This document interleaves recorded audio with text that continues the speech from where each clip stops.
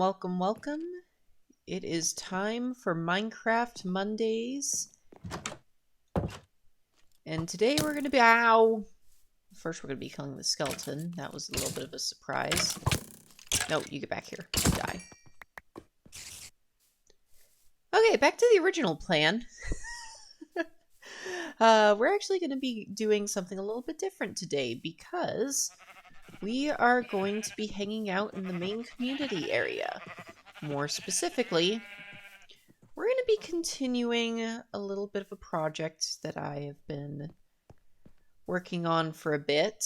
I haven't done it on camera, so this is what we're going to be working on. And it doesn't look like much from up here, but let me get some... Do we have some ladders? Ooh, I've got some of those. Good. I've got plenty of wood, so let's... I'm going to need a little bit more than that. We're going to go down in just a second, but let me get some wood. Hey, Flight Test, welcome. How is your evening going today? Or morning, or whatever time zone you may be in. Yeah, I've looked at some of my analytics, and I seem to have a decent international following. It's not all US. I am doing excellent. Thank you for asking. Oh, no, you go back in there. Yeah, nothing too crazy, just my usual work. I do the streams a couple times a week, so nothing too out of the ordinary, but having plenty of fun as it is. 9:02 there. Oh, you're not too far ahead, so you're over in Eastern Standard Time. Or, well, depending on if you're in North or South America. I know it's Eastern Standard Time for the US and Canada. If you're in South America, I'm not sure what the time zone is called. But,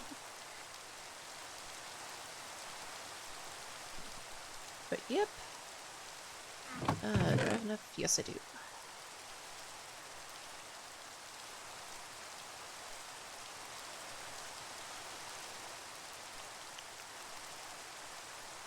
I was going to do that. I was going to put that there. This can go in here. And I'll just stick that in there for now. How am I on torches? I need more torches. Where's my random blocks? I think I need another box for random blocks. Oh, nope, that's dirt.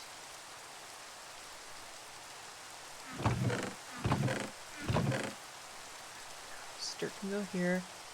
How long have I played on this world? So we've had, so this is actually a world from my family and a few friends. So we have been playing on this world. I would like to say... Oh, thank you for the follow, by the way. We have been playing on this world for... I think it's been, let's see, 1.18 came out around mid to end of last, or toward the end of last year, around November. We've been playing on this specific world for a couple of months before that, so I'd like to say 4 or 5 months, so end of 1.17 over to now, so yeah, I've been playing on it for a little decent time. I am by no means an expert Minecraft player, so I'm not nearly as progressed as I possibly could be, but we've got a bit of a decent progress going. So most of this is ransacked from another village. I've got a second village that I've been working on progressing. So... I do have all of the previous streams archived to YouTube, so if you're inclined to watch them, I try to keep the streams to 2 hours so that it doesn't go too long, but I do have quite a bit of yeah, I do have just the last few streams archived for you to be able to see if you like. But yeah, that'll be able to show you, like, the other village that I've primarily been working off of recently. This is our central village that's a lot closer to the world spawn. So, yeah. where is my... There it is. Let's put this in here. And yeah, we can put this in here for now. I'll make sure I bring it back home. This can go in here. I'm trying to clear out some inventory space before I go down inside of my eternal pit. Yeah, every time I create a new world, I make these insanely massive pits. And with 1.18, it's just getting all the more crazy.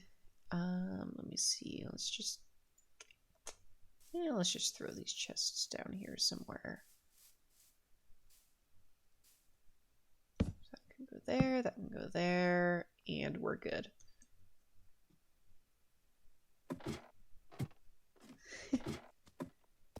Ooh, a slime! So this is a slime chunk. That will actually be very convenient. Yeah, you're stuck.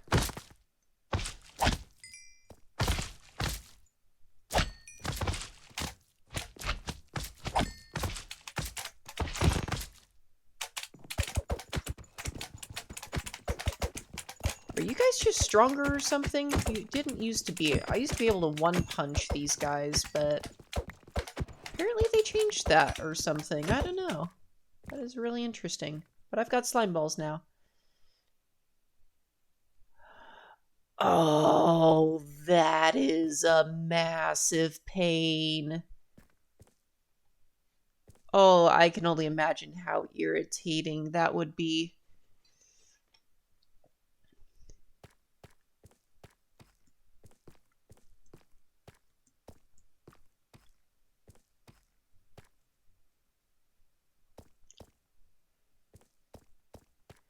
Yeah, exploding your friend's world isn't usually a good gesture. Unless it is prior agreed upon, yeah, it's not the best thing to do to someone's world. Hello, little guy, come on over. Let me harvest your pearl. Oh yeah, I'm trying to think how many players we have on here, so... Not too many of the other players on here are on regularly, so I've got, let's see, I've got a couple of friends, I've got a couple of family members. There's like 5 or 6 of us on here, so not quite up to 7, but yeah, we got a little bit of a world going.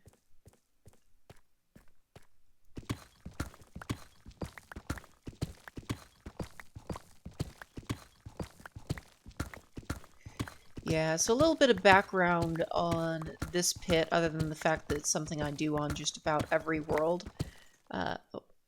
Oh yeah, that would be really fun. Yeah,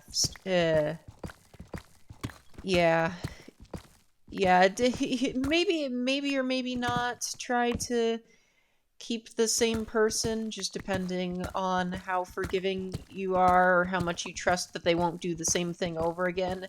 And especially if it's been a bit, maybe they've learned their lesson not to do that again. But, yeah. But yeah, so this pit. So, general overview of how the pit's structured. So, from the top of the world down to the prior bedrock layer is about so it's a 15 by 15, and then I extended it by 15 in any direction. Oh, he'll explode anything and just annoy you. Yeah, yeah, probably don't want to reinvite him or her then, or him, yeah.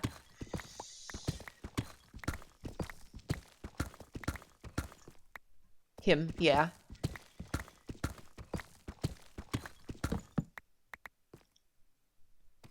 Yeah. But yeah, 45 by 45, this is going all the way down to bedrock. So, yeah, this is going to be a very big pit. Very, very big.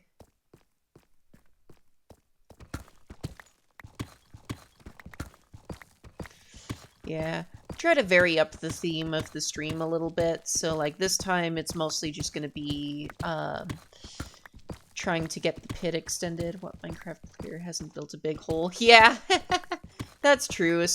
especially if you're resource gathering and looking at some of the major YouTubers and the larger SMPs. Oh, you haven't?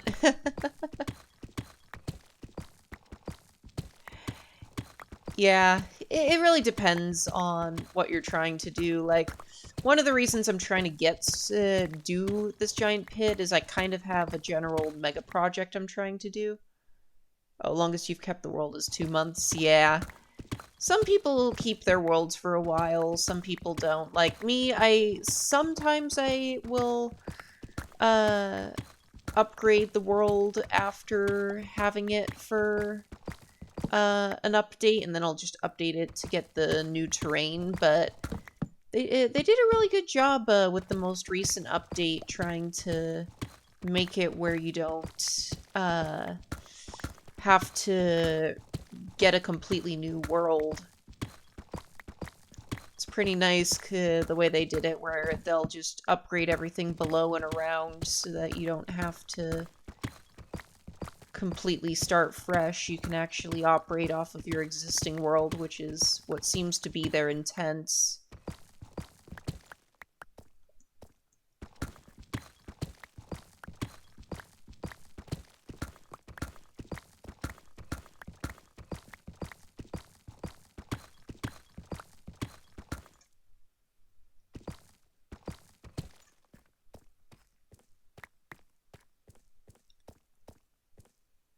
Always kept inventory on my world.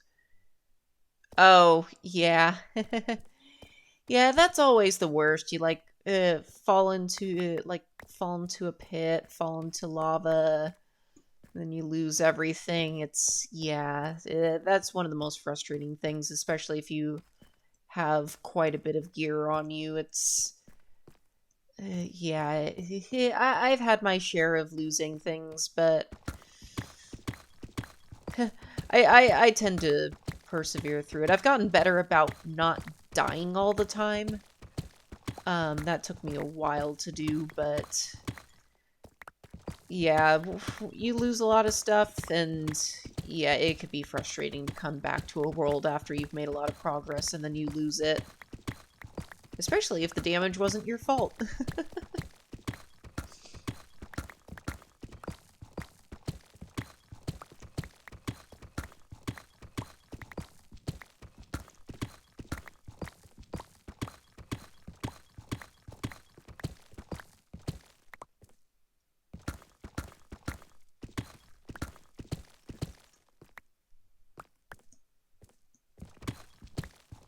Yes, I am on PC. So this is Minecraft. So this is the Java edition. So I've actually been playing the Java edition since it was the only edition.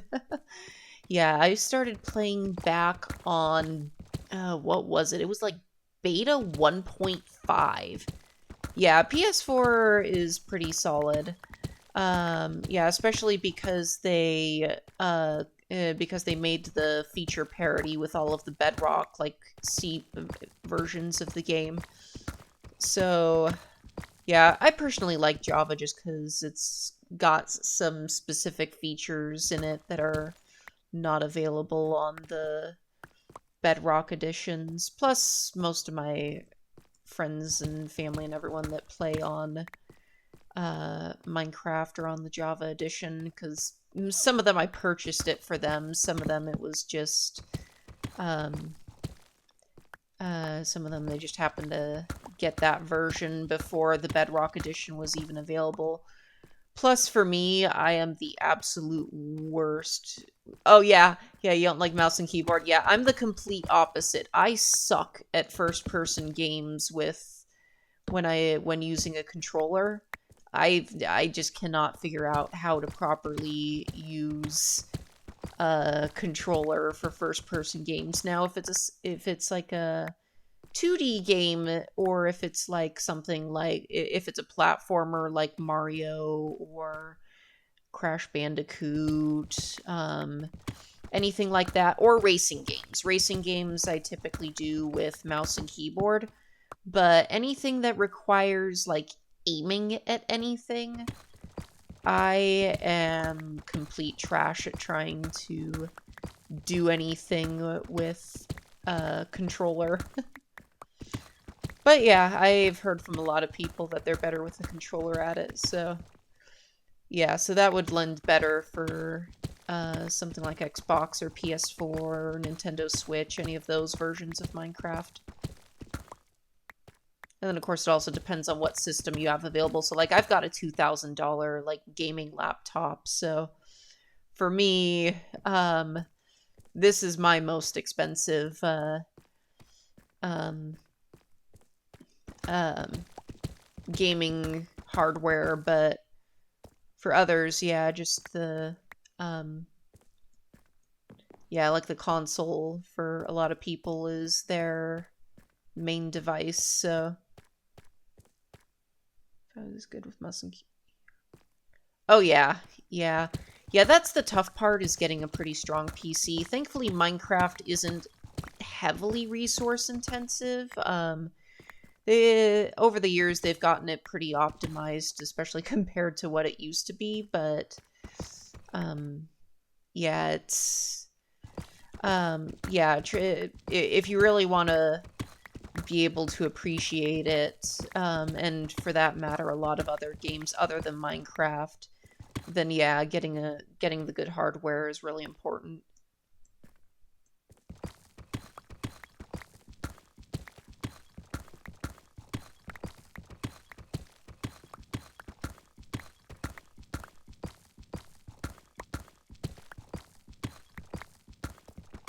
Oh, that would have been awesome. That's a pain. Was it something that you were just going to get yourself, or was someone originally going to get it for you?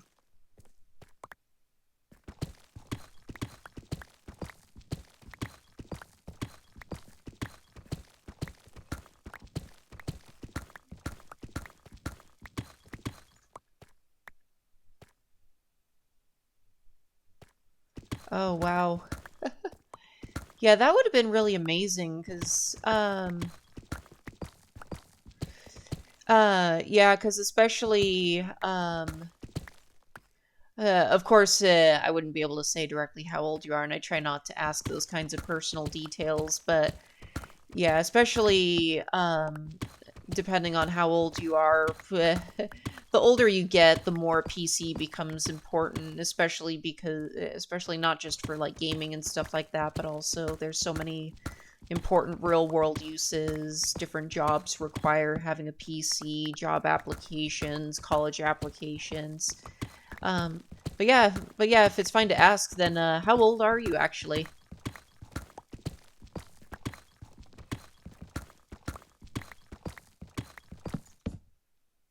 10. Very nice. Yeah. Yeah, the most of my family, especially because uh, yeah, we didn't grow up like, we grew up comfortable, but we didn't grow up like super well off. So, over the years, we've gotten more under control for a lot of the financial stuff and everything. But I actually didn't even get my first PC until I was 18, and it was just a basic, oh, iron. But yeah, it was just a basic laptop and everything, just so I could get some stuff done, like school and all that kind of stuff for college and everything. Um, I think the youngest any of my family members have gotten their own laptop was my brother, who was 16 at the time. Oh yeah, yeah, yeah. Depending on the circumstances, sometimes it'll get better. Sometimes it takes some works, and sometimes it's just a matter of luck. Yeah, like it's yeah. I I can't say that anyone can get out of a tougher financial situation, just because for some people it's very difficult, especially depending on the circumstances. Like, if depending on everything from education level, job opportunities, where you're located, there's so many different factors that go into being able to climbing up the economic ladder, but just take yeah, it takes a combination of work, good opportunities, a little bit of luck and blessings and everything, but eventually you should be able to um, get out of any of those financial woes. Um, it, it, it, it would, yeah.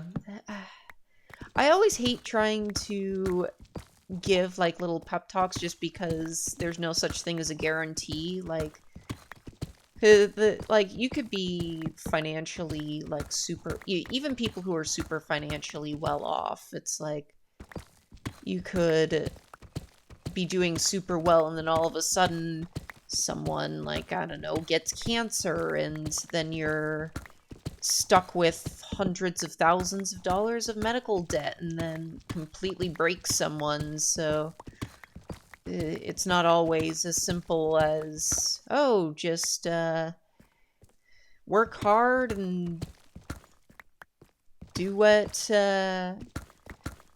just work hard, and with a little sheer willpower you can do whatever you want. It's like it's not quite that simple. Unfortunately, I wish it was that simple, that with good effort you could, but and unfortunately some of the most important jobs out there are just not that well paying. Everything from, oh yeah, yeah, yeah, everything, yeah, so many important jobs, and a lot of times they don't pay very well. Like everyone, or not everyone, but a lot of people just underappreciate like how important jobs like janitorial work or restaurants or um, hotels, travel, all that kind of stuff. There's so many jobs that are very important for everyday life, and yet the people, Medicare, yeah, yeah, Medicaid, Medicare, yeah, yeah, yeah, Medicare can be super expensive. Like, oh, what was it? I think they increased, if I remember correctly, they increased the Medicare premiums by like 16%. And then, of course, that's not to be confused with Medicaid, which is for anyone who's watching this stream later and isn't familiar with the U.S. Insurance system. So Medicare is the... Oh, he works in Medicare? Oh, okay. Yeah, cause the main difference between Medicare and Medicaid is Medicare is like the insurance that people over 65 qualify for, and then Medicaid is like insurance for low-income households. So, people who make close to or below the poverty line typically qualify for Medicaid, and then anyone who's paid into the Social Security system can qualify for Medicare once they turn 65. And it is possible to have both, too, just which unfortunately there are a lot of older adults who are not able to afford living expenses, so a lot of times they end up on both Medicare and Medicaid. So Medicare is the insurance that covers a lot of the stuff, and then Medicaid, they get on top of it to be able to cover any of the expenses that they can't afford out of pocket. So it's a bit of an interesting distinction. Oh, he schedules people. Oh, okay. So is it for like scheduling appointments? Is it for um is it for like signing people up? What kind of if you don't mind me asking, what kind of scheduling does he do?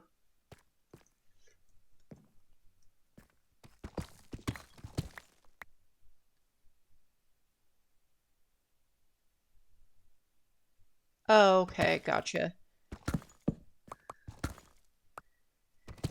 Yeah, yeah. Especially with you being younger. Yeah. Yeah, sometimes parents just don't like talking about their, not necessarily that they don't like talking about jobs with their kids, but sometimes it's just a matter of what do you call it? Sometimes it's just a matter of it could be relatively complicated to discuss it, or sometimes a job has what's called a confidentiality agreement, which just means that they're not allowed to share personal details or anything, or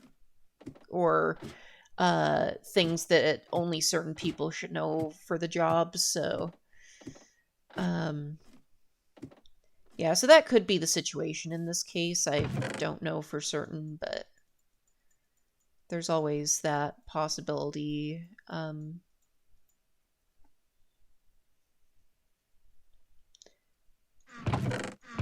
Where's the dirt? Okay, dirt goes up there. Where is gravel? Gravel and grass. The slime. Oh, yeah, there's that too. Yeah. Um, yeah, that's how. Yeah, that's how kids your age tend to get a lot of information sometimes.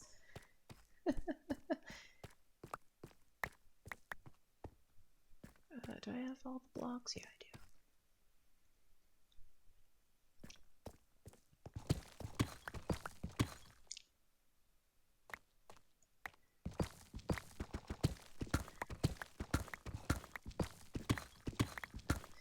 Yeah, I've over the years I've done my share of eavesdropping,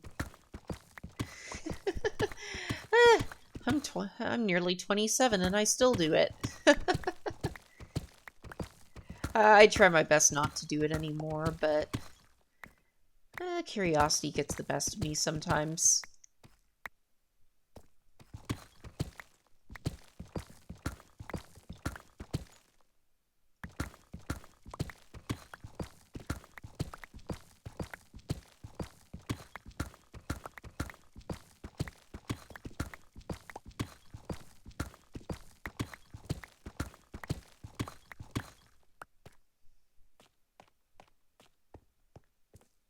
Yes, I don't know if you noticed, I've actually got very few torches in here compared to some of the previous updates.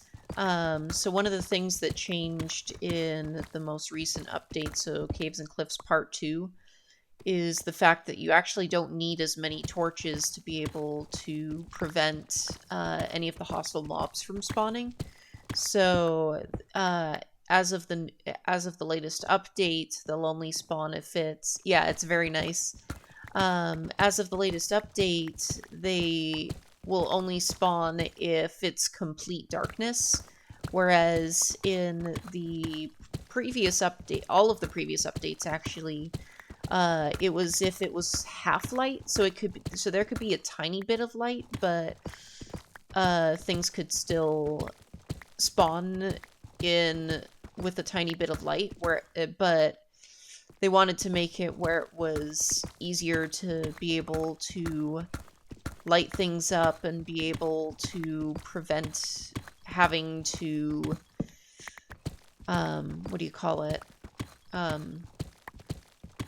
prevent having to look at like the debug menu or look at all the technical details to be able to figure out how to light things up. So it's a neat little feature that they added.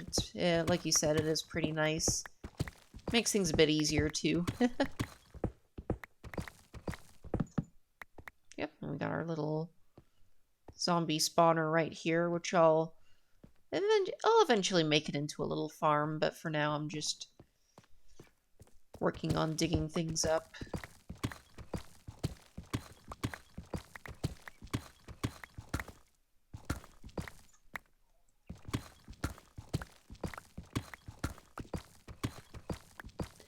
I don't have a hardcore world right now. I've had one or two over the years, but I tend to die after not making a huge amount of progress. I also have never actually beaten the Ender Dragon yet, so that's one of the goals for this world, is to eventually get to the point where I can actually defeat the Ender Dragon. I'd like to be able to defeat the Ender Dragon and then go to the end cities, get some shulker boxes so I don't have to keep running up and down the stairs um, to be able to actually get my inventory emptied. And plus it'll make it easier to just transport a lot of things that when I'm doing mega projects, but oh, it's a bat. But yeah, but yeah, hardcore world, I've done it in the past to just as a little challenge, but I haven't had one in a while.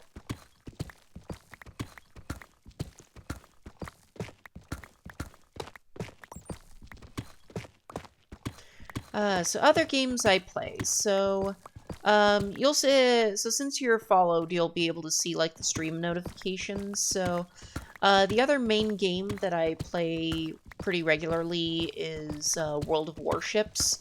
So it's a game that is meant to be relatively realistic.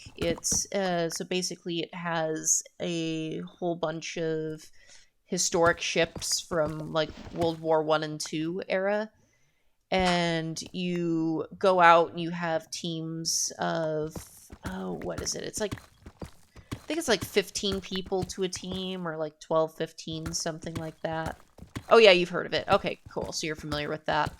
Another game that I really like to play, actually relatively recently, is my brother and I have gotten a game called Risk of Rain 2.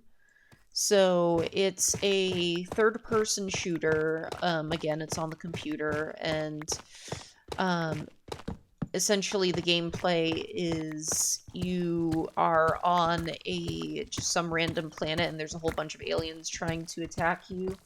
But the game, and you're basically trying to find the teleporter to get to each area. And it gets progressively harder, and the world's setup is procedurally generated, which just means that it is semi-random each time.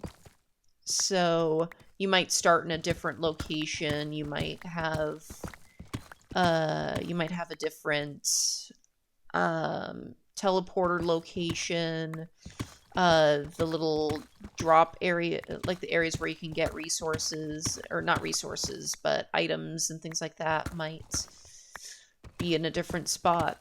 And as you survive, it gets harder and harder to be able to play, because after a certain amount of time, it increases the difficulty. So it makes the game quite a bit more difficult. So it is really fun, though. Let me see, what else have I been playing recently? Fall Guys is pretty fun. I haven't played it in a couple of weeks, but it's fun to pick up every so often. My brother and I play that. Actually, both of my brothers and I play it a decent amount. It's pretty fun.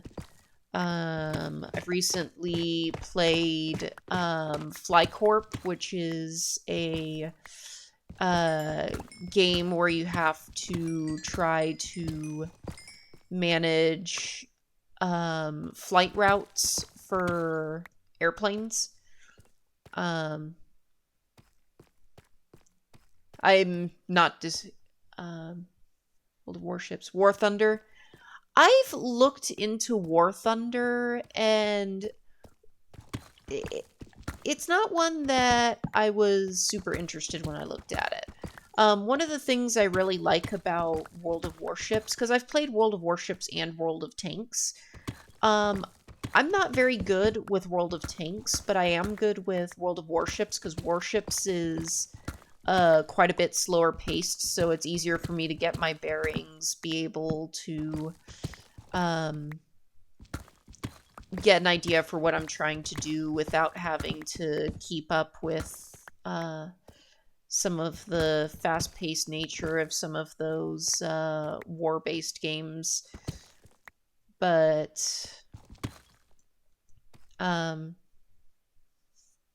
yeah, I do appreciate the suggestions. It's just a game that I looked into, and it was one that it was going to be a bit too fast-paced for me. Whoa, that was a weird little lag glitch.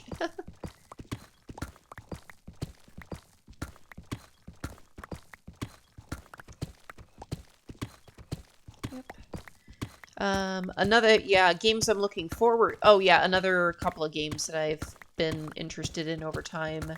I'm someone who likes some of the grand strategy games. So Stellaris is a very fun game that I've played in the past. So you basically take control of a spacefaring civilization, and you're trying to become the main galactic superpower by the end of the game. So you have to manage your economy, manage your resources, your populations. Sometimes you have to go to war, but sometimes it's better to do diplomacy. So settling things peacefully. There's different things that go into it. It's pretty fun. And then another similar but somewhat different game series that I've played that's pretty fun is Sid Meier's Civilization. So I have I think I actually have all the DLCs for the 5th game. That one's really fun. I've played that a bit. There we go. And then one more game that I've had a lot of fun with is what do you call it? City Skylines. That one's really fun, and it's actually pretty relaxing too, just sitting there working on developing your city and everything. It's not fast-paced or anything. You can pause it if you want to, and it's fun to see how far and how big you can get your city going. Yeah, I'm a big fan of the Paradox interactive games. So that's the company. Ow. That's the company that makes Stellaris, Europa Universalis, City Skylines. I think they make Hearts of Iron, if I'm not mistaken. So, yeah, overall they make some very fun games. Probably one of my favorite game developers. Yeah, they're actually going to be coming out with a new game, Victoria 3. It's a sequel to another game I've played by them called Victoria 2. So Victoria 2 is similar to like Europa Universalis 4, or it's also similar to so it's actually more similar in gameplay style to Stellaris. Oh, you're more into first-person shooters? Yeah. An interesting... oh, yeah, I was gonna recommend one... I was gonna recommend a game, but I don't think they have it on... I don't think they have it on console. Oh, one that they might have on console. I don't remember if it's available or not. So the first one I was thinking of is an indie game. It's called Robot Roller Derby Disco Dodgeball. It doesn't have a huge player base, but it is absolutely amazingly fun. So it's literally like it's... Nope. Yeah. Yeah. Another one that is very fun is Splitgate. So I don't know for certain if that one is on console or not. I don't remember if they were gonna release it, but that one is listed as like a mix. It's like a cross between Halo and Portal. So it's kind of like the... Oh, you've played it? Yeah, that one's really fun. I play it on PC sometimes. It's been a bit since I've played it, but it's... I'm not huge into first-person shooters because I suck a lot at them. I'm not very good. But Splitgate's really fun. I've played a decent amount of it.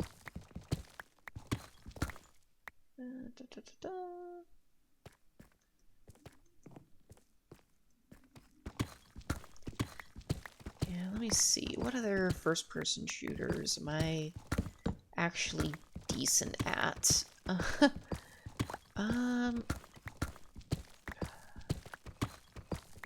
Yeah, there's a few other games I've played, but they're mostly PC for... So I've played Payday 2. Payday 2 is really fun. That one is actually a cooperative first-person game. So it's you and up to 3 other players versus the computer, and you're basically the main gameplay. Oh, you've played it? Okay, yeah, that one's fun. And then Left 4 Dead, that one's fun. I haven't played Back 4 Blood yet. I haven't gotten around to buying that, but Left 4 Dead 2, I've played that. Oh, you also have an Xbox? Yeah. Yeah, so I actually on PC have the Halo Master Chief Collection. So I've played, so Halo 3 multiplayer is really fun. I've played that with a couple of my brothers. That one's fun.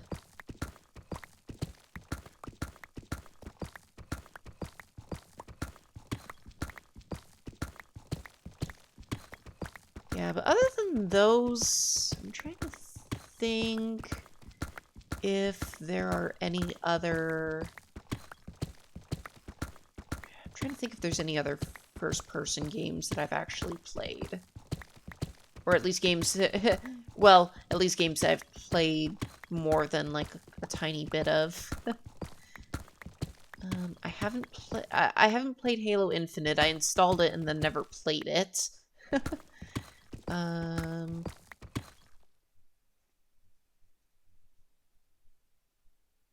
Oh, yeah, here...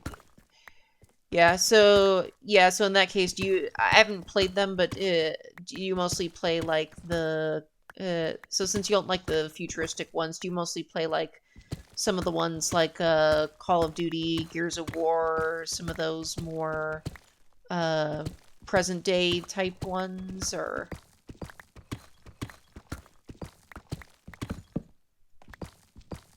World War II? Oh, okay. Gotcha.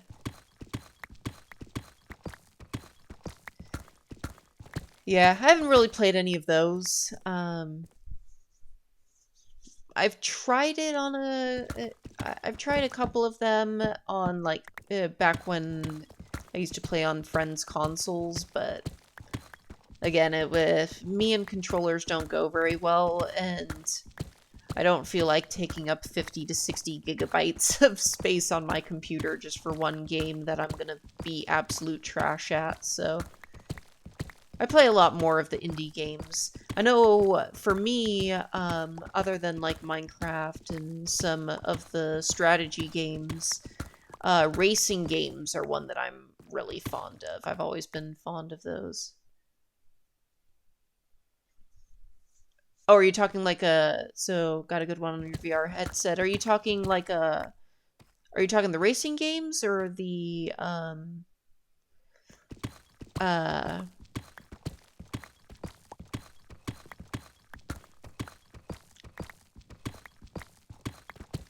oh, World War II, gotcha.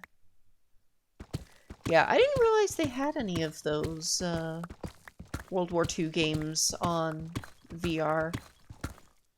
Yeah, I've heard a lot of, yeah, I've heard of some games being, I haven't heard too much about, well, oh, okay, that's cool. Yeah, I don't follow the VR news too much, only because it's not something that I've been able to purchase. My main thing right now is paying down debt.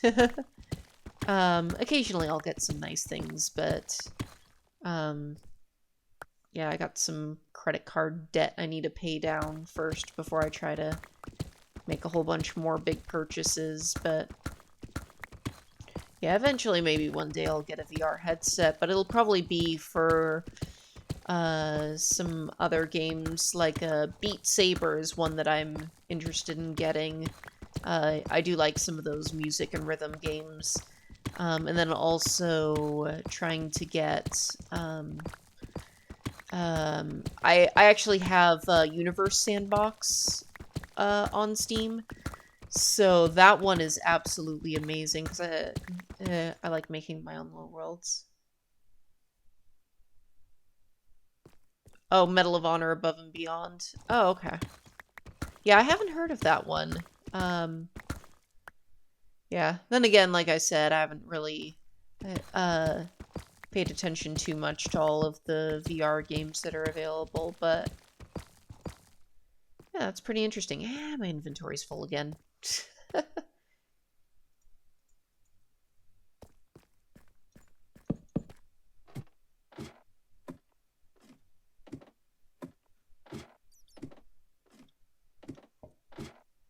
Yeah, and I'm sure the VR first-person shooter experience is very different from like just the traditional like PC and console. Um, yeah, I personally, I actually haven't even really. I don't think I've ever tried a VR headset.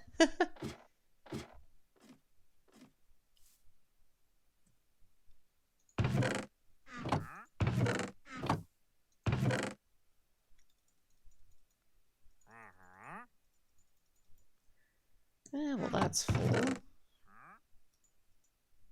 and that's full.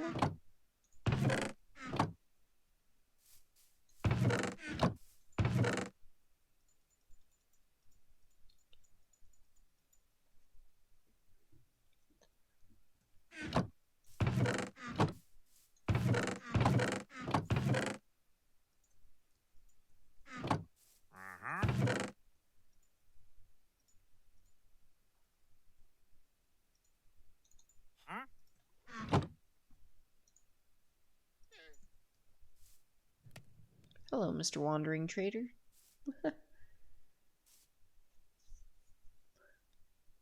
Oh, yeah, I'm glad you corrected yourself. $3,000 is very expensive.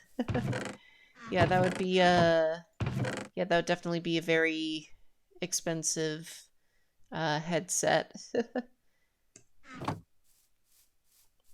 Yeah, I would not be at this point I would not be willing to spend $3,000 just to get a VR headset. 300 is a lot more reasonable.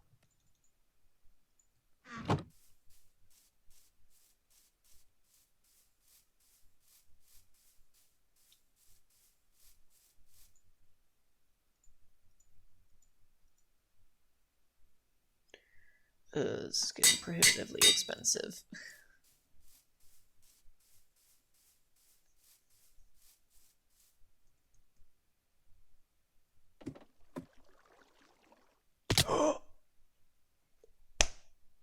That was smart. And this is why I do not play on hardcore.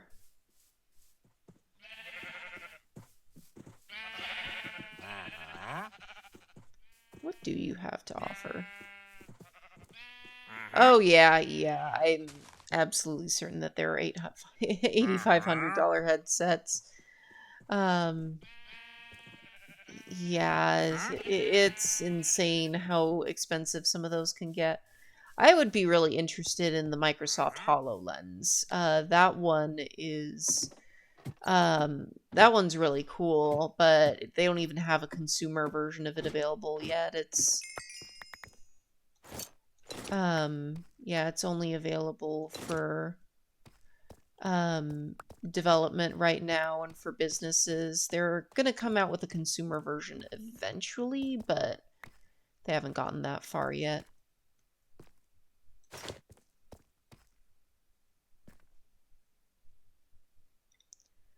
Okay, did I miss anything? So this goes here. This goes here. Actually, here, here, here. This goes here. Food. Actually, water, food. Why do I have 2 of these in my inventory?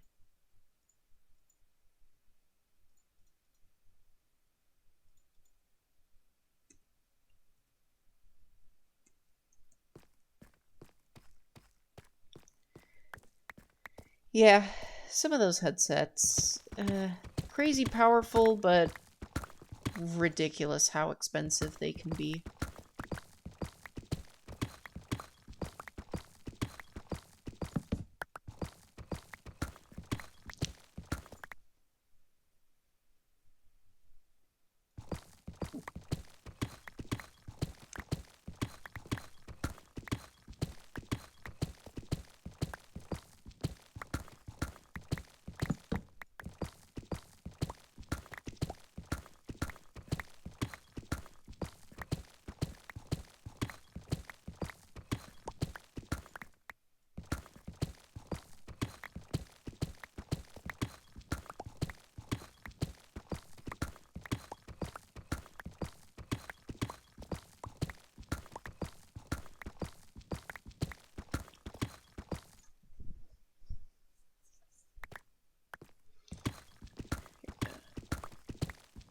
So have you gotten back into school yet? I know some of my family's back in school, although a couple of my siblings are, um, they, oh yeah, yeah.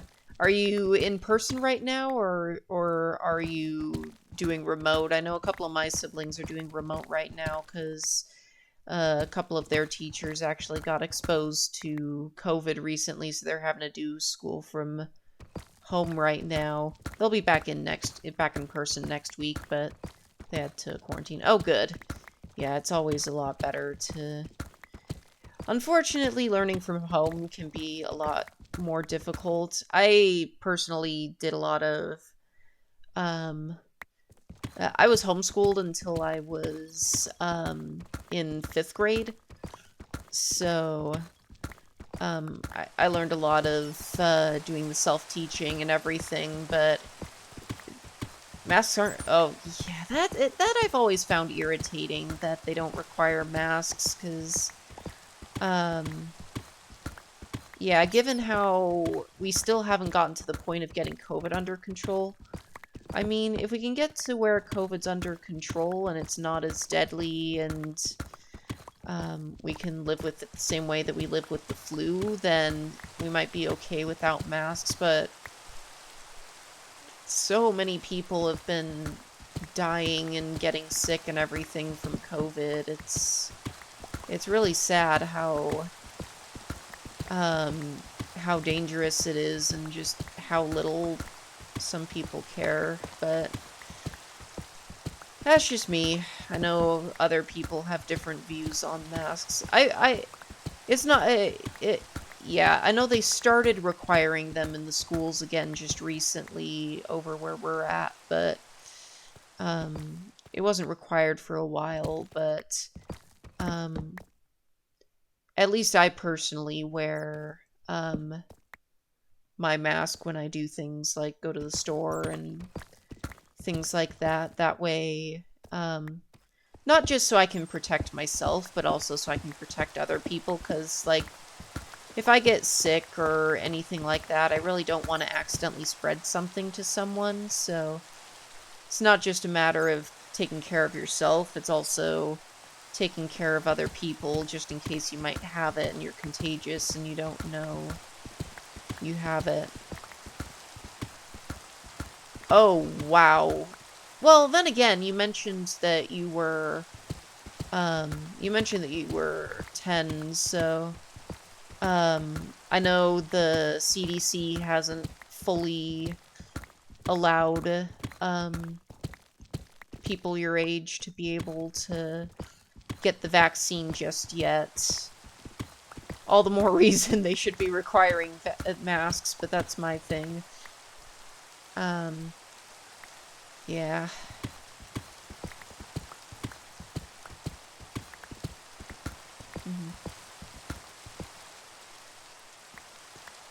Oh, yeah. Oh, yeah. I think they might have started just recently allowing it for younger groups. I forgot about that. Yeah, but then again, kids your age can't really just walk into a doctor's office and be like, "I want to get the COVID vaccine." It's like, um, yeah, because it's all up to the parents whether they'll allow the kids to get it or not. Some parents will let their kids get it and they're good about it. Oh, it's a third of the adult one? Yeah. Um, yeah, I forgot about that. Yeah. Oh, yeah, because it's like... Because I think because it's the full dose for an adult, and then, like, I think it's, like, 12 to 17 is, like, half the dose, and then the booster for adults is also half the dose, and then like you mentioned, anyone under 12, it's yeah, 5 to 11 get the third dose. Yeah, exactly.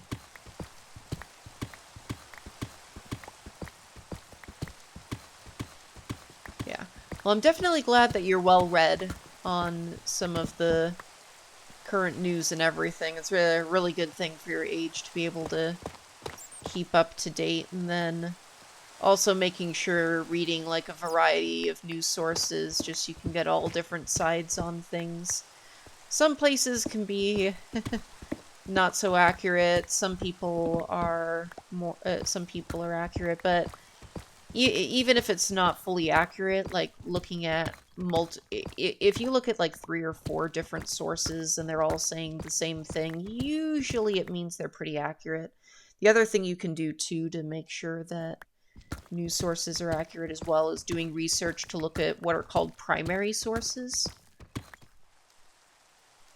Oh, CNN and YouTube. Yeah, I can tolerate CNN sometimes. I have noticed sometimes that they aren't always completely accurate.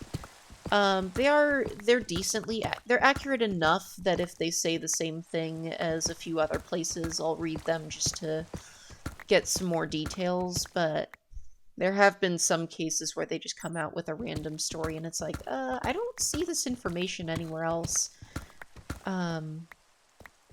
But, so I usually like to look, so like a few other places you can look at too that are more toward, like the middle of the spectrum and more research based. Like I look up Reuters, that's Reuters. They're pretty good about making sure that their information is not just accurate but also not biased. Associated Press is one that I read a decent amount. And then there's what do you call it? What's another one that I read? NPR. They actually, if you have, I don't know if you have access to Spotify or anything like that, but NPR does news, and they're very factual based. So I listen to them a decent amount to get some of my current news, and then looking at some of your local channels too. Like you can look at ABC, NBC, Pandora. I don't know. Actually, I don't know if Pandora has podcasts or not. I've never really looked into it. They might. I've never looked too close into it though. So, yeah, if they have podcasts, you might be able to listen to some of the NPR, USA Today. But yeah, I don't know for certain if they do. Oh, okay.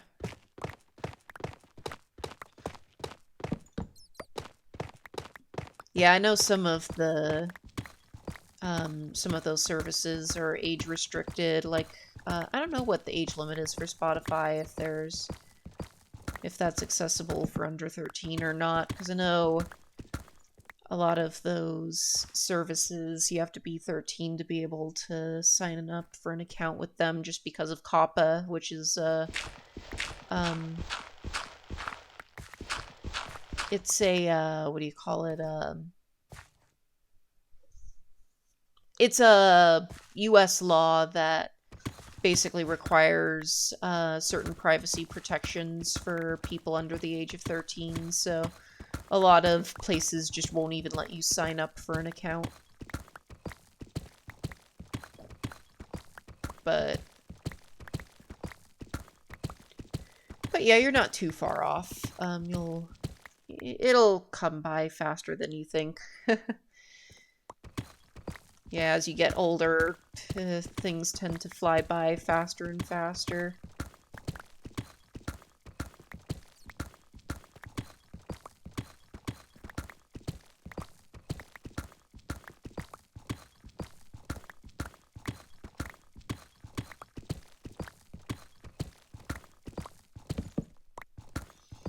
But yeah, definitely keep reading the news, keep looking into current events, keeping yourself up to date and everything. It's always good to keep a sharp mind and make sure you know what's going on in the world. There obviously a lot of the news is going to be like, "Oh, things are scary, things are bad," but there's plenty of good going on in the world too. There's a lot of charity work, there's a lot of people doing good things, people taking care of each other. Um, so yeah, thankfully not everything is all doom and gloom. There's plenty of good things to go around, plenty of love and kindness, so...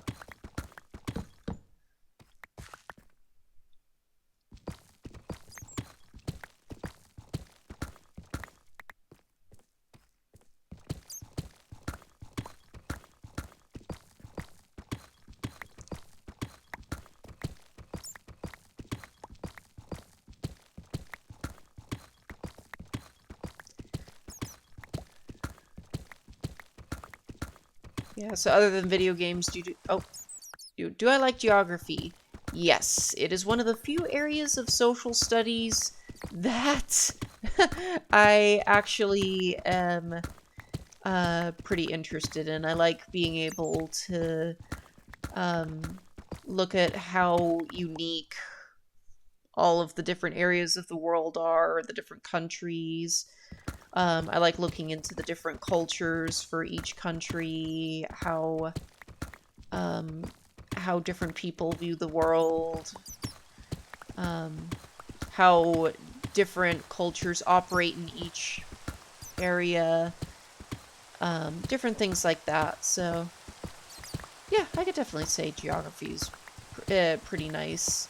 I haven't had to, obviously, since I haven't been in school for a while, I haven't had to study it in a while, but I do like looking into it.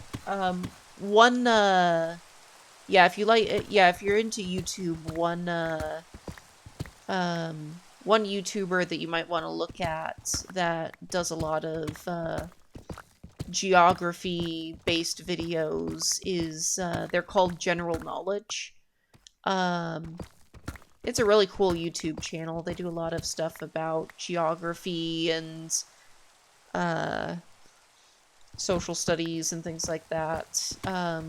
They recently did a video about a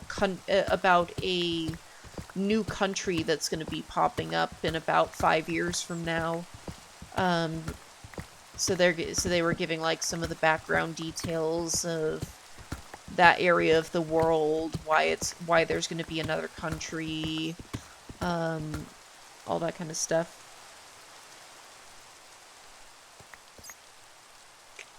Oh, actually, I don't remember what point yeah, other than... Oh, are you talking like the YouTube channel that I was mentioning a little bit ago?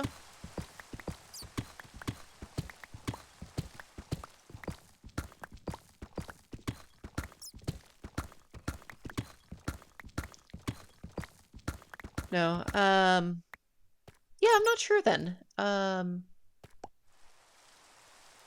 Yeah, that's something that tends to happen to me is I'll lose my train of thought and uh I'll be talking about a conversation and then I move on to something else and then I completely forget what the other point I was trying to make was. So yeah, I'm not sure what the other thing I was going to say was.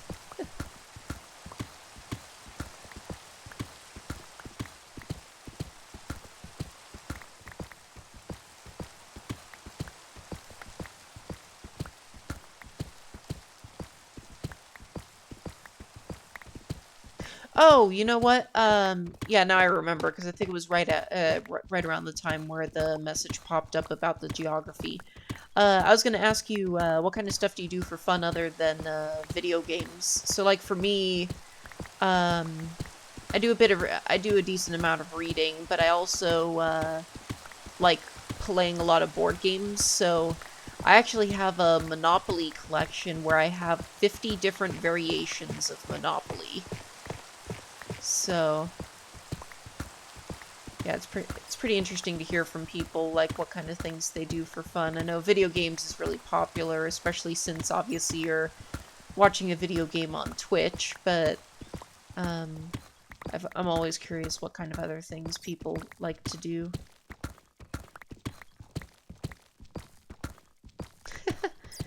It's not necessarily boring, it's just about finding your niche. Um, yeah, trying to find hobbies, especially if you have something you're passionate about. It's not necessarily that you're boring, because you mentioned, like, multiple different types of games that you're interested in, so I wouldn't say that's a boring person. Oh, yeah. Yeah. Yeah, and especially as you get older and you're able to, uh, be able to get around and do more things, you'll be, hanging out with friends and things like that. You'll be able to find things to do other outside of the house and everything. And yeah, it's like another thing that I like to do just to get some exercise in. I like doing when the weather's nice because over here it gets very, very, very hot sometimes. So sometimes it's not really feasible to get outside. But when I can, I like doing I like going for walks. I like biking. Biking is very fun. How did you end up there? There we go. But yeah, biking is really fun. Hiking. We have quite a few trails around here, so that's always nice. I've only ever been camping like once or twice, so...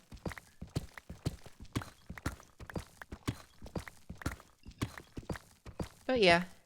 But yeah, like I was saying, yeah, eventually you'll find something that you and friends or family or things will do. Um, I'm not really someone that watches anime very much. Despite much of my age group actually watching it and it being very popular. I have my mom will actually, ironically, my mom actually watches anime quite a bit more than I do, and then my sister watches it. I've got friends that watch it, but it's just something I never really got into. I watched Pokemon for a bit, but I've never really gotten into any of like the true like actual Japanese animes.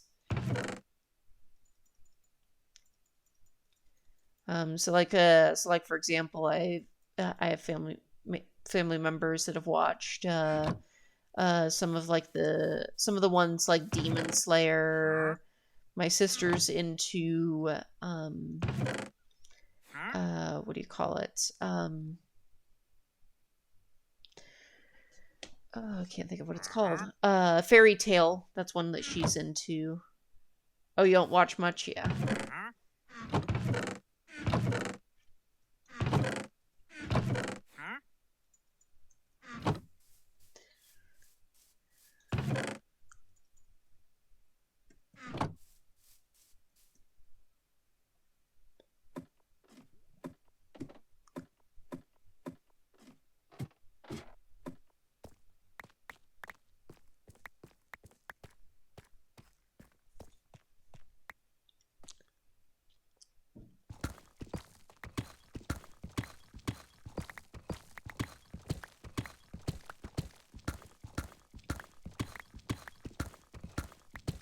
So out of curiosity, something I was thinking of, what's the meaning behind your behind flight test?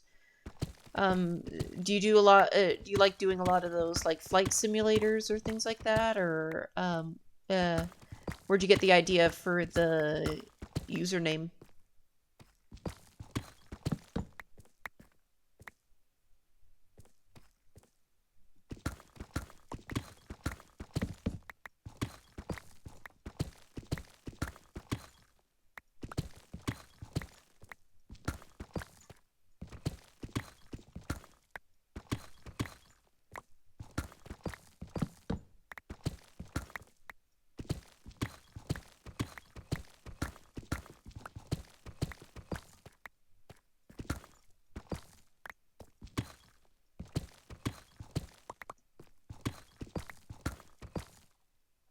Oh, okay, gotcha. He just lets you use his account.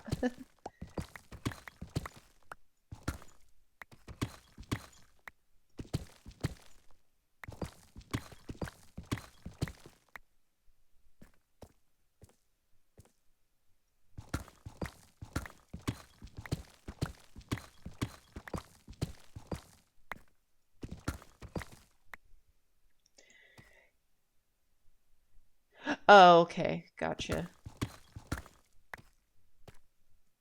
Yeah, I probably should have realized it was like it was like managed by a parent, because like I was mentioning earlier with COPPA, most places won't even let someone who's under the age of 13 sign up for an online account because of the data collection rules and everything like that. So that makes sense. So yeah.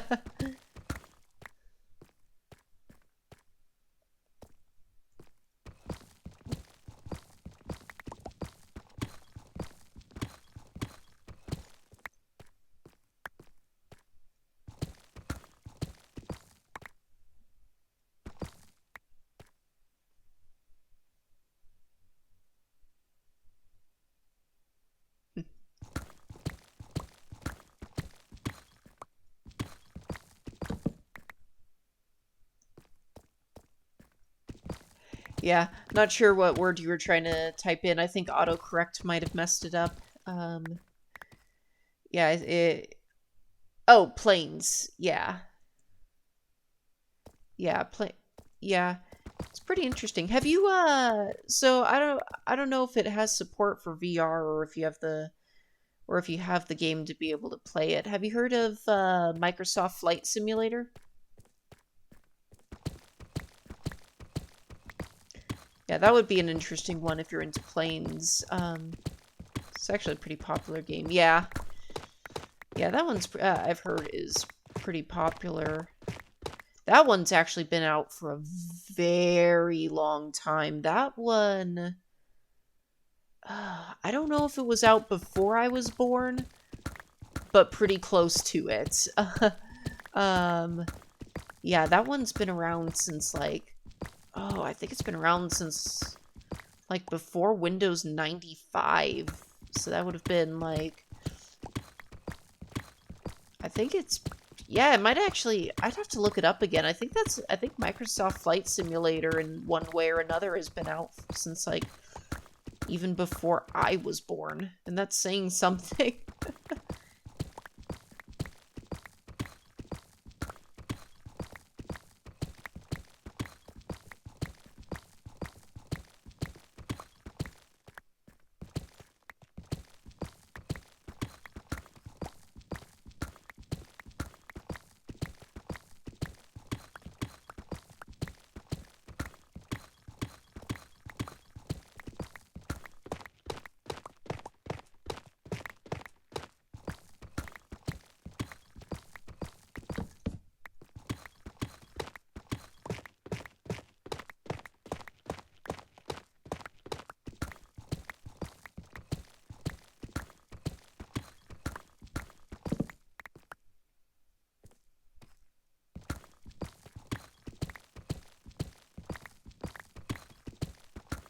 Favorite movie? Good question. Um, Actually, that is a really good question because I've got so many good movies that I like.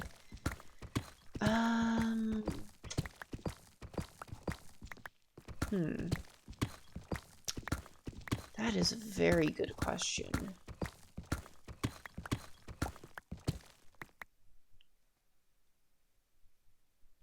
I don't know how to answer that one. Because it really depends. It really depends on the category.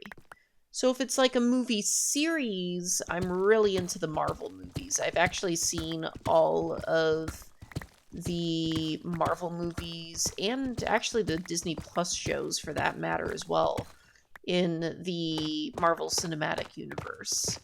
I actually just recently went to go see Spider-Man No Way Home with some of my family and a friend. That was really awesome. Another one of my, yeah, definitely one of my all-time favorite movies. I don't know if you would have seen this or not, but it's called Doctor Strangelove. So that one is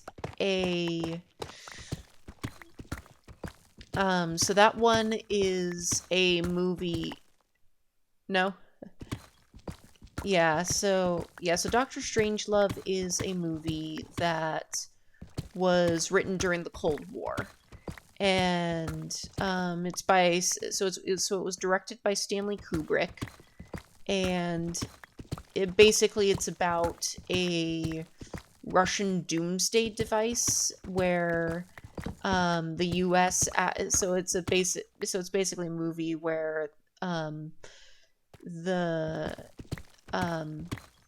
U.S. accidentally sends off a nuclear missile strike toward Russia, and Russia has built what they call a doomsday device, which basically, if a nuclear strike goes against them, they'll basically end the world.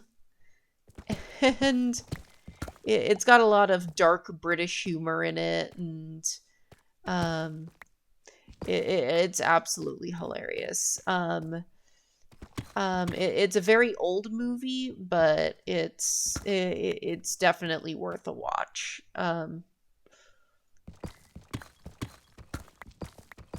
Yeah. So, what about you? What would you say is your favorite movie?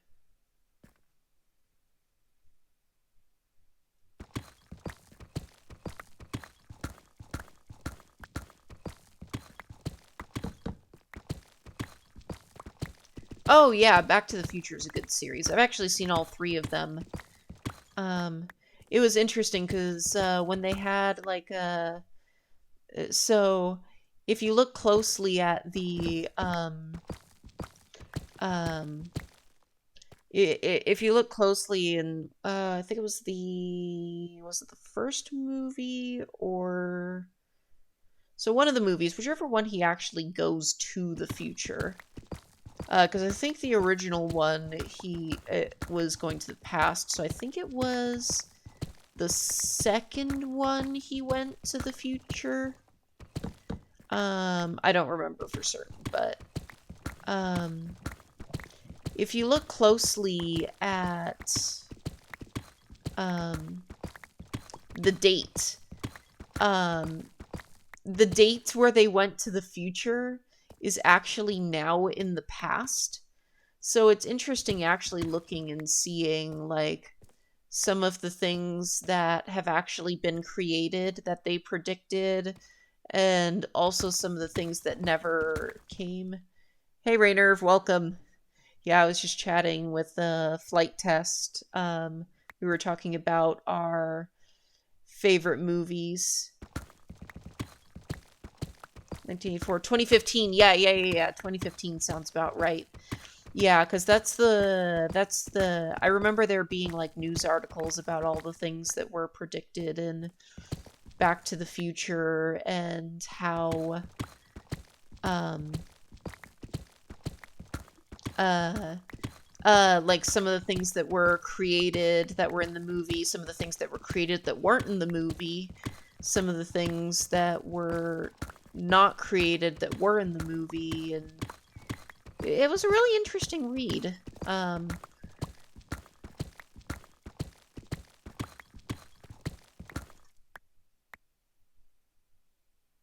Oh, yeah, I've never seen Jaws, to be honest. Yeah,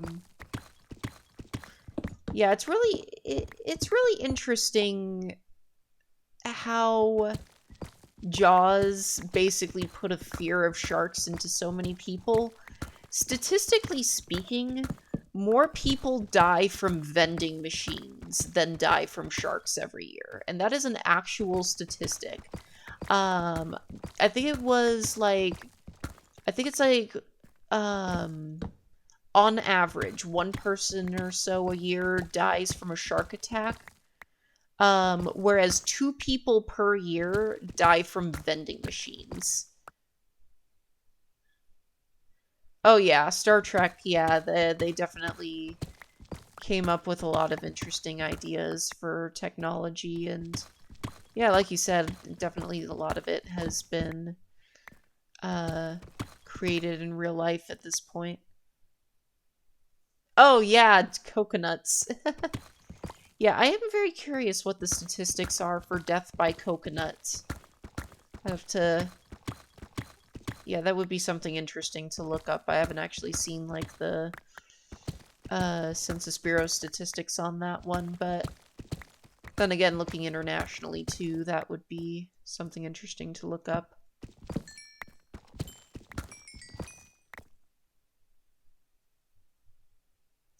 Yeah, I saw something about that. The Lightspeed engine. 6 sharks and 150 coconuts. Yep. But yeah, I did see something about the Lightspeed engine. It's really interesting. I will be very curious. Now, before they come up with the Lightspeed engine, I'm hoping that they do come up with quantum internet. So, like, basically having a way to be able to take advantage of quantum entanglement to be able to create instantaneous internet. Because that would be really cool, because then you could be able to play, like, video games on Mars and stuff like that.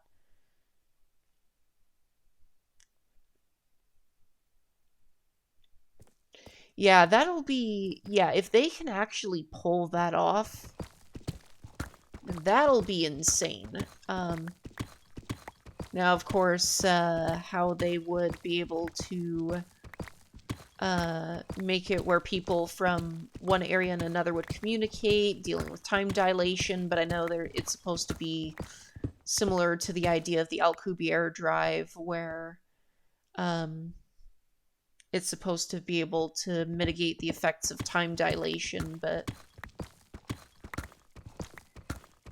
Right, so that's a, yeah, it's a flight test. That is an interesting point. So the reason that that the theory for this Alcubierre drive and everything is interesting is because what it does is it basically uses a loophole in physics where, yeah, like a warp bubble. So what it does is instead of like traveling through space, which indeed does have a limitation for the speed of causality for um, something along the lines of like 300,000 meters per second or something like that. I think that's what it is. I'd have to look it up again. I think I might be drastically underestimating it. It might be kilometers per second. I don't know. But anyway, the theory is what would happen is they would take advantage of creating like he mentioned. Oh, you have to go? Okay, no worries. Yeah.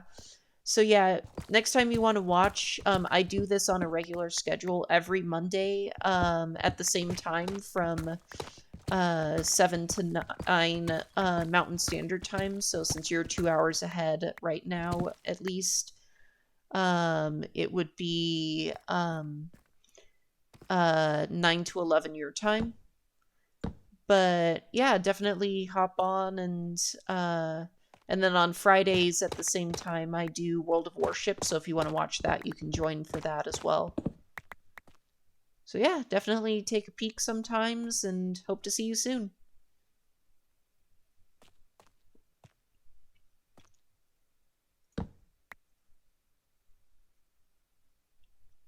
Bye.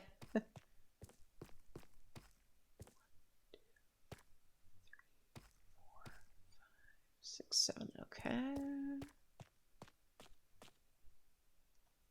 Yeah, the theory's really interesting. I'm very curious if they managed to pull it off. I know Elon Musk is also working on trying to come up with a way to create artificial gravity on spaceships. That'll be really interesting as well. If he can pull that off, because that'll help with some of the physical limitations, yeah.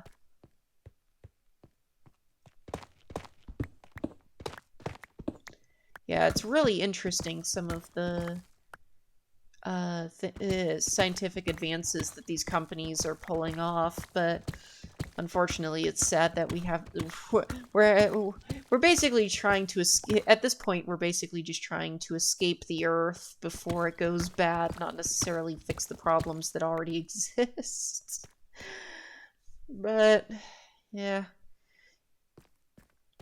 but so that we can prevent overpopulation and everything, it would, well, I say prevent overpopulation, but then again, one of the main problems we're running into is the fact that population growth is actually slowing. Oh, yeah. Yeah, the scientists and everything, if they end up leaving, we're not going to have anyone left on Earth to do all of our science. Yeah, they're just like, yeah, nope, it's all on you. Bye.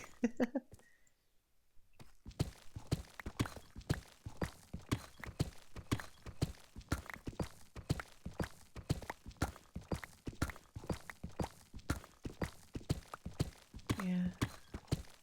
But yeah, it's still really awesome, some of those scientific advances and the different theories and everything. Plus, if we were able to get a warp drive working, like, I can't even imagine, like, where the humanity as a species would go. Not, like, physically in the universe, but just, like, what kind of progress we would make if we were actually able to, like, hey, there's a habitable planet we found that's, like, few light years away. Let's see if it's actually habitable, send a few people to explore it. Just like the fact that we have submarines and we can explore the depths of the ocean even though we couldn't, like, live directly in the environment. We can go and explore it.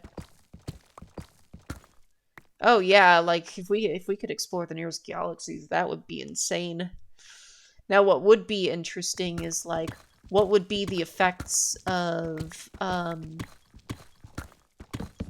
like, what would we actually see in the night sky if there were a whole bunch of people traveling all across the universe? Like, what would that actually look like, given the fact of the, like, the actual speed of light? So, like, if we're traveling faster than light, for one, how do we prevent ourselves from basically ramming space dust at 10 times the speed of light? And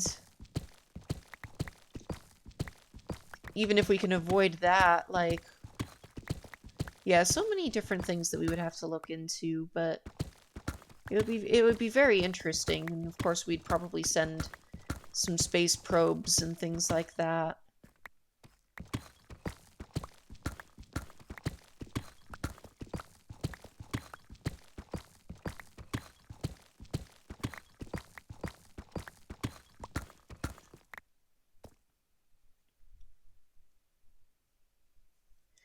Oh yeah, the effects of near light speed and long-term space travel.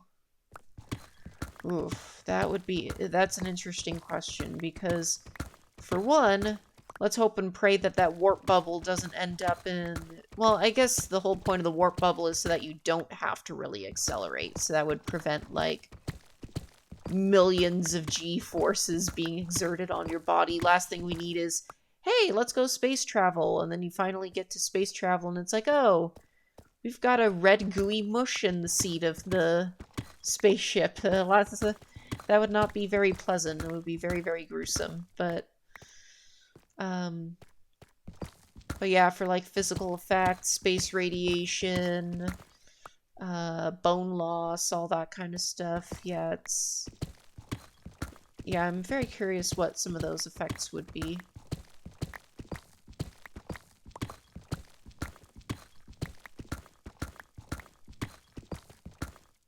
There is water up here.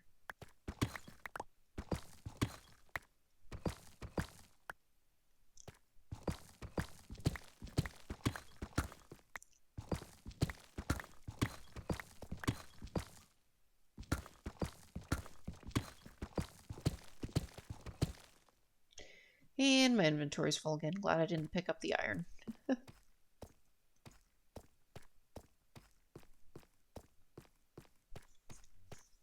Yeah. Now, the interesting thing that I would be interested is, like, if we can get to the point of being able to travel, like, at light speed and be able to travel the universe, if we were also able to figure out quantum internet, like quantum entangle particles, and be able to use those to be able to transmit data, what would the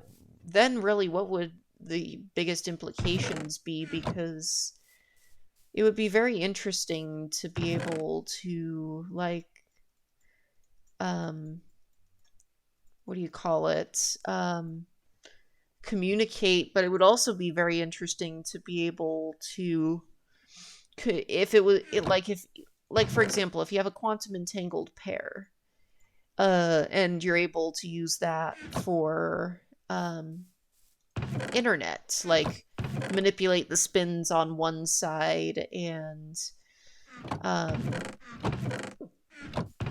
what do you call it,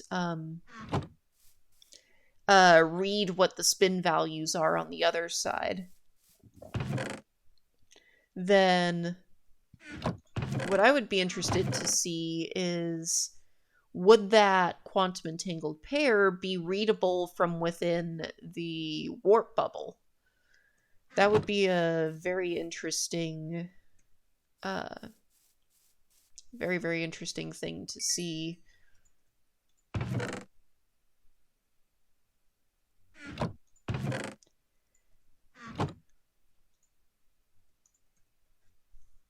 I hope I need some more coal.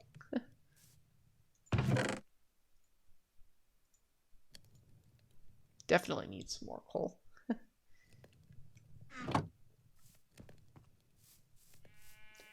Oh yeah, it'll be very, very interesting to see some of the new things that are created.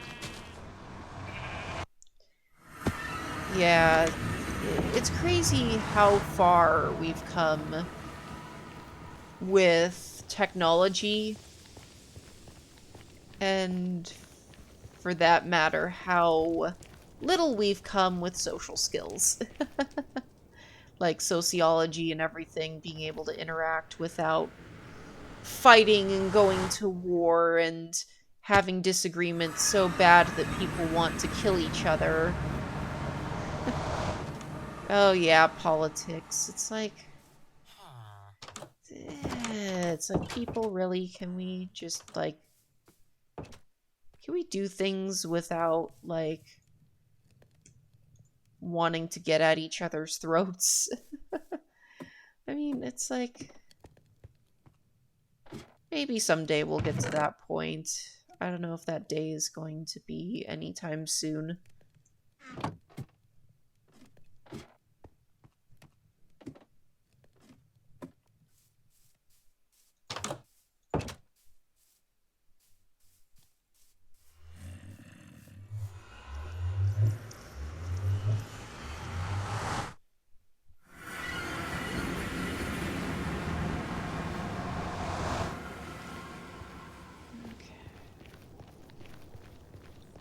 I do love that I have this nice little nether tunnel where I just have to barely walk like 100 blocks and I can get from one of the villages to the other. That's not what I was trying to do.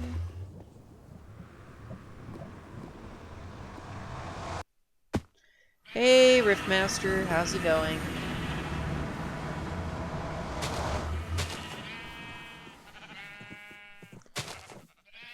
Yeah, we've been talking about everything from basic hobbies and things. I had a new follower that joined, so we were chatting up a storm for like the first hour and 20 minutes.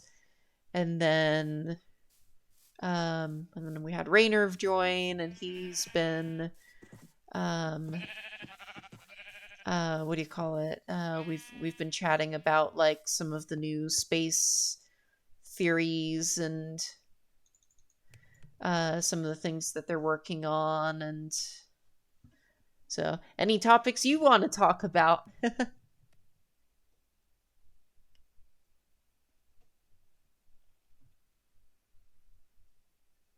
Get on Discord. Okay. I will let this sit here for a second. It's not going to be able to be visible, but I will pull up Discord. So, looks like we're going to be doing a random chat or collab or something or other.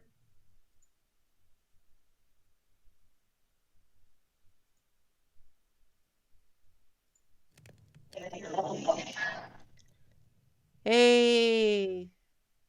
Hello. Yeah, your stream's pretty much froze.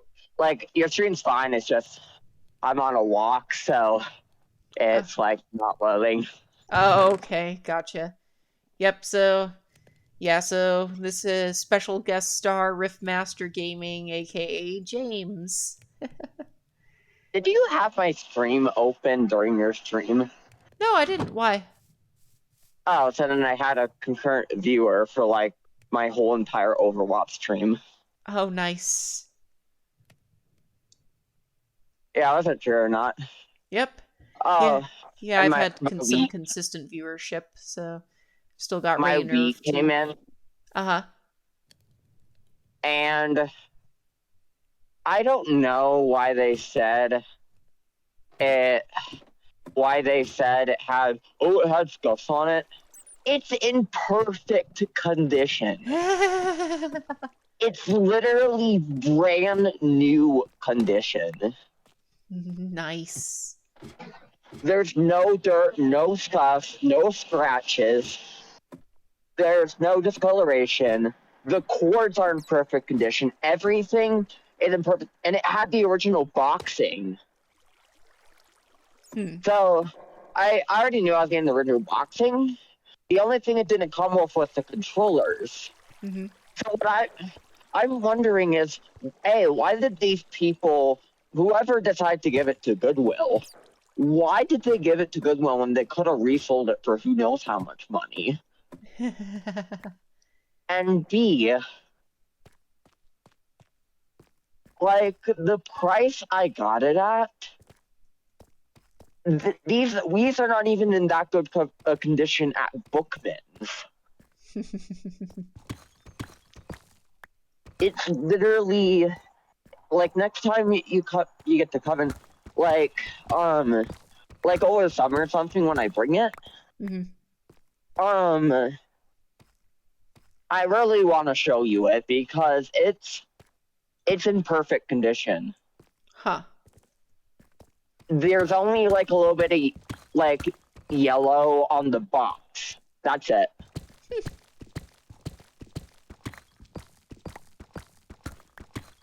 Yeah, so for those who are viewing and have no idea what he's talking about, so there's a special website that's associated with the store Goodwill, at least here in the US. And so what is it, James? Shopgoodwill.com?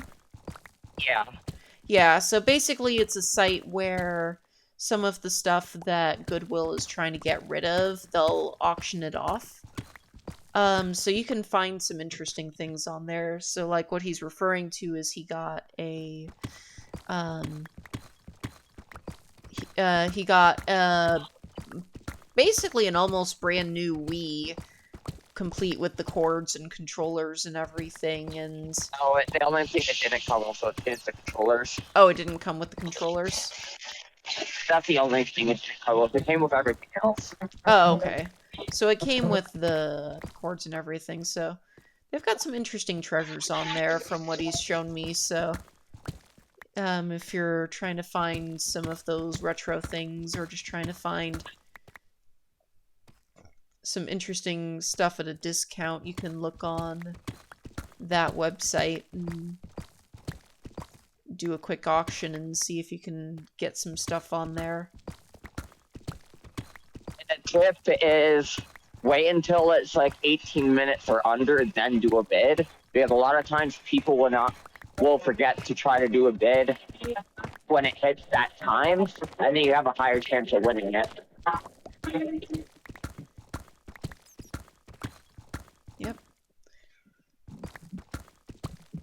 That's what I did. I pretty much raised the bid by $1 after someone did a bid and won it. I'm pretty sure that person was pissed when they found out they didn't win the bid. Maybe, maybe not. Not everyone gets that upset, because usually you're doing an auction knowing the risk that you may be outbid for what you're trying to get. Yeah. I was just a jerk and raised it by $1. Tis the nature of auctions. Yeah. Some of the older consoles do cost a lot more. GameCubes are pretty expensive because they're GameCubes. Not as many GameCubes were made as the Wii. So a lot of times, people who are trying to complete GameCube collections and stuff, or just trying to get a GameCube, will go for a GameCube. So there's a lot more bidders on GameCube, especially if it looks like in the picture it's in better condition. Mm-hmm. And then don't even bother with SNES or NES, because those bids go into like the hundreds of dollars. Oh yeah, those are super rare, especially finding one in working condition. So, oh, hello there. They did have way too much tape on my box, though. Like, they covered the whole box with tape.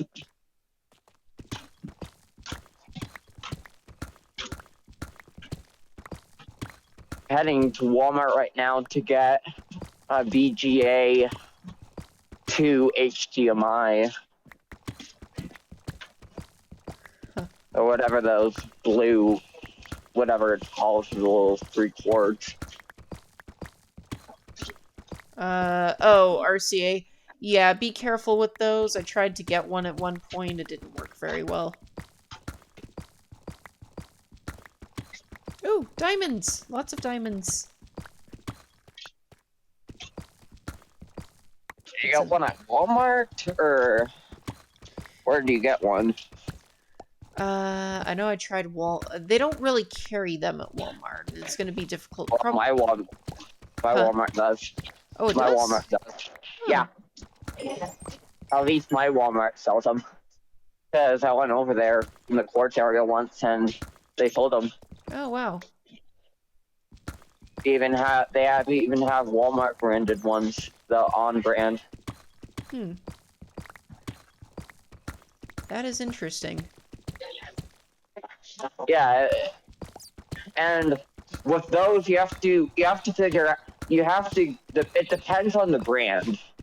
Some brands they use super cheap material and stuff, and a lot of times they don't work. Depending on the brand, it works. Some brands just suck when it comes to those. Like trying to switch to a different input. Yeah, surprisingly, I've had very good luck with Walmart electronics.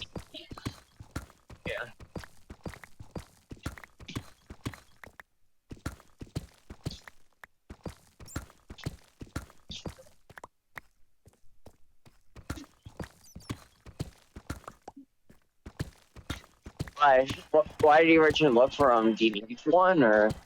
Oh, it was a long time ago. Uh, yeah, and I'll be able to do my. Oh, Then you it'll know be what? start getting. Or was it a? It might not have been an it might not have been an RCA to VG or an RCA to HDMI. I think it might have been a VGA to HDMI or something, or an HDMI to VGA. I don't remember what it was at this point. Whatever the cord You was, it know, didn't work. remember that circle plug-in thing that you used to do for mouses and keyboards? Circle. Oh, yeah. That technology's been out for a very long time. So my motherboard has one of those.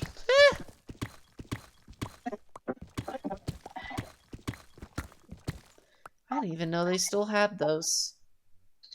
Yeah, I don't know. It had one of them, and everything else is modern. It's just for some reason they decided to still add that thing. I don't know. I mean, Maybe there are mice that still use that input type. I'm pretty sure they just added it just in case the people want to use older mice on that motherboard. I don't know. Because there's no current mice that are made that use that anymore. Hmm. They all USB or wireless. Yeah, I just found it interesting when it had it on it. Yeah. And then, of course, Raynerve, I know you're on the streams, so if you'd like to comment on any of our commentary, then feel free.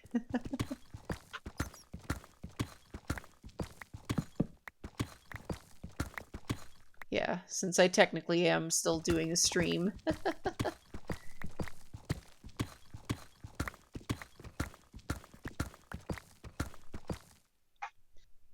Oh, some more New World? Yeah. Yeah. Well, no problem. Very nice.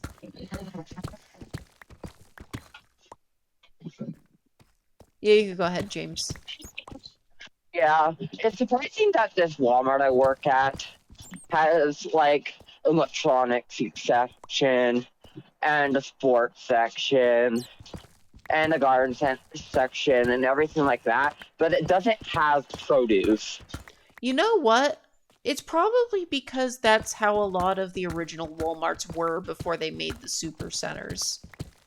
Because because a lot of the Walmarts used to be just like general merchandise, and then they added grocery later and called it a super center. Target copied them and called it a super Target. And then, what do you call it? They,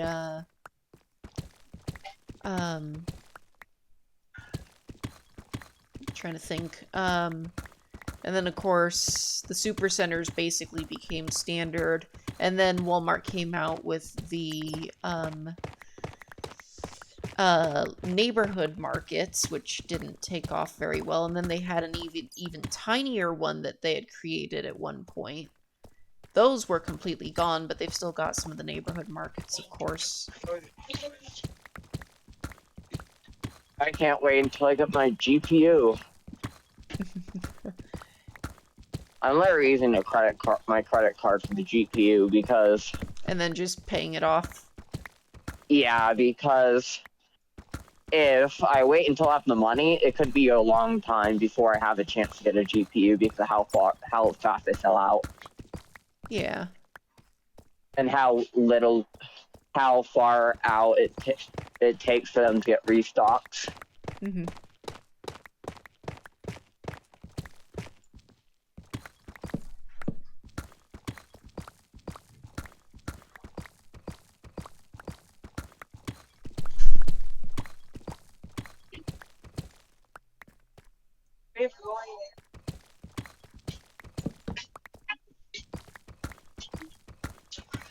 Yeah, I guess I'll throw in a little bit of a not so subtle plug-in for James's channel. So if I'm ever not streaming and you want to watch something from him, Riffmaster Gaming is his channel. You're having a loop. Hmm? You are having a loop. Uh-oh. Audio loop. How bad is it? Somewhat bad. Is it only when I talk? Oh, you know what? It may be because I have Discord in and...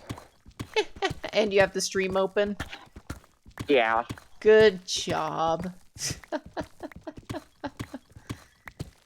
I'm gonna mute for a second. I'm gonna say hi to one of the employees real quick that I always say hi to. Sounds good. I'll be back on that.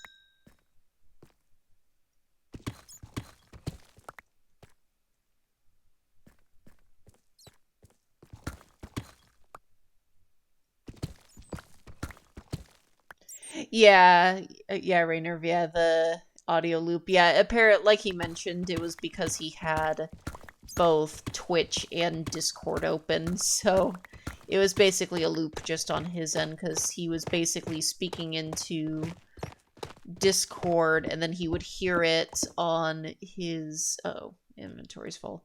And then he would hear it on his, Twitch, so... And then, of course, he would hear me on both Discord and Twitch, so...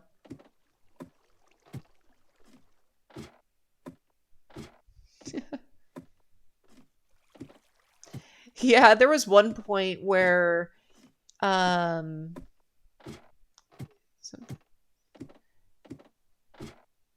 yeah. There was one point where I had gone, like, the first hour of my stream.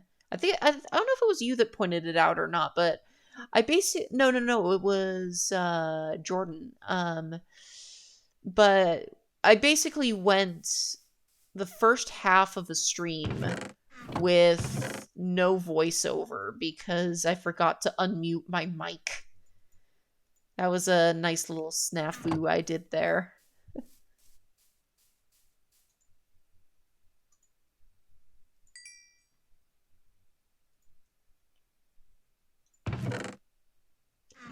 Let's see. So divide by 8, 48, 6.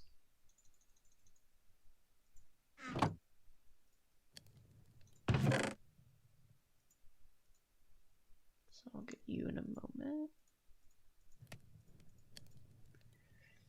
This can go in here. Boom, boom.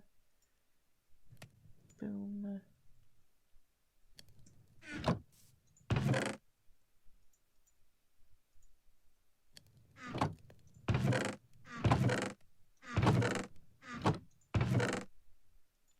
Cobble.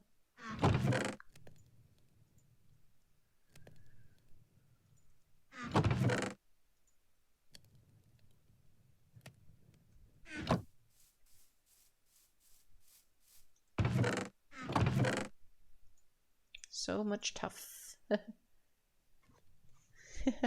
Yeah, Jordan is awesome.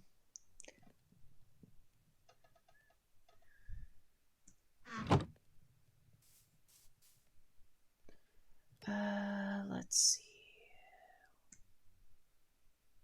There were 2 reasons I came up here. Oh yeah, just the inventory. No second reason. Goodbye.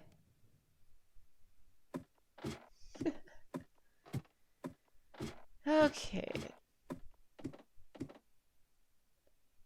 Oh yeah, we definitely do have one of the best works teams out there. I would not trade out my team at all. It's as I've heard from a lot of people, and I definitely agree with them, our team at work is like the best team out there. It is, I wouldn't trade it. Like if I could go my entire career working on this team, I probably would, but I know that's not a reasonable ask.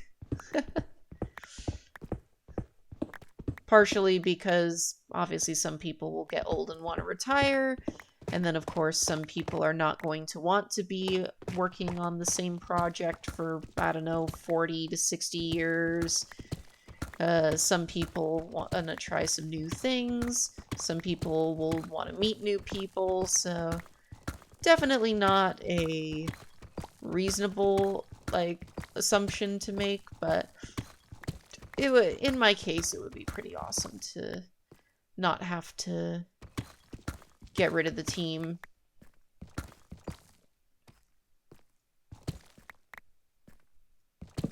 And then, of course, that's what networking's for, and like outside of work events and stuff like that. The ability to be able to meet up with people outside of work and everything, so.